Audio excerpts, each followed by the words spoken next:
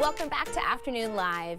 If you're like most working parents, your kids' summer plan is a multi-page spreadsheet that takes more planning and coordination than your own wedding. Here to help us navigate the complex world of kids and summer camps is the creator of the blog, Modern Mommy Doc, pediatrician Dr. Whitney Casares. Great to see you. Good to see you too. I'm going through this right now. It's kind of another full-time job. It absolutely is. And yes, on the blog, I wrote an entire open letter to summer camp scheduling. It's hilarious. Yeah, because so many moms feel just like us. It's overwhelming. Yeah. It costs too much. It puts you at odds with your fellow parents. It really does. You're competing for spots, and it's not even spring break, and we're trying to plan all the way through August.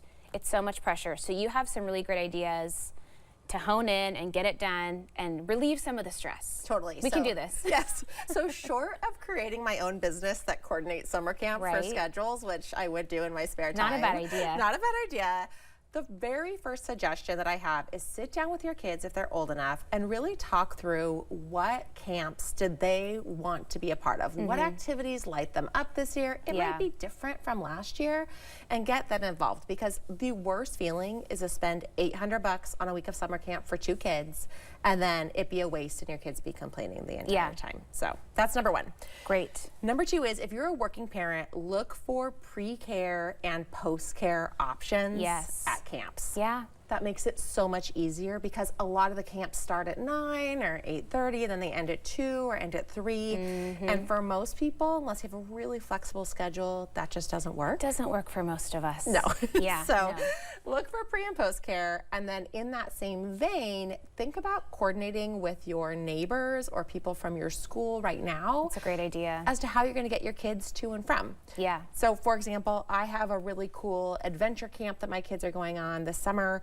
They have to be at a place all the way over on the west side in Portland, but then they also have to be bused somewhere else. And so my neighbors, my friends, we're taking turns. Good. 1 day a week. There you go. Taking and picking up from That's a great idea. I mean, talk about it really does take a village. Yeah. And then talk about the expense too, because one kid, I mean, there's a lot of sticker shock, and then when you've got multiples, it adds up really quick. Yes. 2 tips for this. So number 1, get on the email list, the newsletter list for camps that your friends have talked about, that you've heard about. Yeah. I don't want to put even more stress on moms, but for next year, think about in December, in January. That's true. What camps do you want to do? And get on those newsletters, because they usually have early bird specials when you sign up. Sometimes they'll have returning camper specials. That makes it easier to actually know exactly when you're going to sign up. We had a vet camp we wanted to go to this year that my daughter won't go to because I didn't know when the sign up was. I wasn't that coordinated. And then look for sibling discounts, or if there's an option to have it be that if you do multiple weeks of the same camp. Oh, there you go. That you could get a discount for that. That's a great idea. Yeah, and you already mentioned the coordination of having your village, your friends and your neighbors help you with the extra hours, because gosh, it is just so tough. And I was going to ask you as well, what do you think about an opportunity to let your kids try something new? Because there's a couple of sports my son's interested in. I was thinking about maybe we could do a week of camp, and then if he hates it, it was only a week, and then we can move on to something different. For sure. So I think there's actually 2 things with that. Yeah. One, if there's something that you think it would be really difficult with your normal schedule to do for 6 weeks in a row, let's say with your work schedule, so t-ball or to do swimming, and you want to crunch it into 5 days, that's an awesome opportunity. Also to let your kids try new things or to build new skills. So I'm putting my daughter in a roller skating and skateboarding camp this summer. Yeah, because I don't want to teach her how to do that. I don't know how to teach her. So I'm going to let them do it. Trained let her professionals. try it. If she never wants to do it again, awesome. Yeah.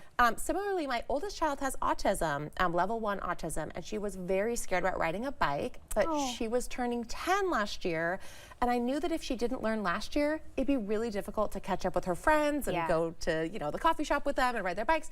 And so I put her in a camp. It was a solo, actually one-on-one camp where for 5 days she learned how to ride a bike. Oh my gosh. At the end of it, she was done. I bet that was life-changing for both of you, for her to have that independence. Yeah.